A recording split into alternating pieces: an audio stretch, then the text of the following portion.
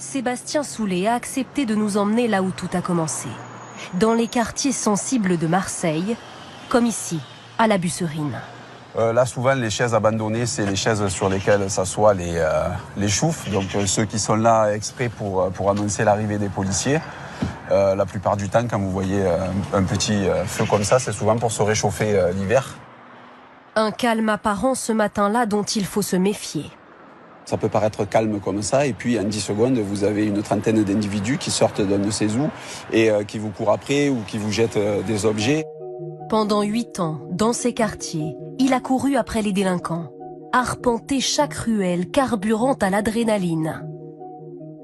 Pour eux, nous étions la BAC Nord, celle qui n'avait pas peur de rentrer à deux dans un quartier.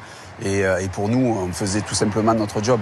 Le but, c'était de tourner dans tous les quartiers le plus possible. Et d'un, pour chercher le flagrant délit, et de deux, pour faire voir quand même que la BAC Nord était présente dans tous ces quartiers, dans tous ces secteurs.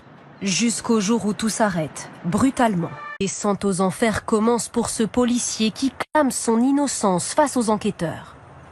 On vous dit, vous êtes placé en garde à vue pour tel fait, tel fait, tel fait.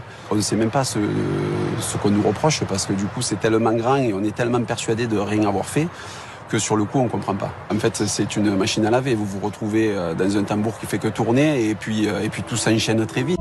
Du gratin de la police marseillaise, il passe aux oubliettes, des quartiers d'isolement, détention provisoire derrière ces murs. On arrive avec cette image de policier, on nous parle de cantinés, on nous parle de parloirs. Là, il faut y faire face parce que vous êtes passé de l'autre côté de la barrière.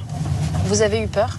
Oui, il y a un sentiment de peur qui vous envahit. Vous vous dites, en 10 minutes, ils ont appris mon prénom, ils tapent dans vos murs pour pas que vous puissiez dormir. 69 jours derrière les barres.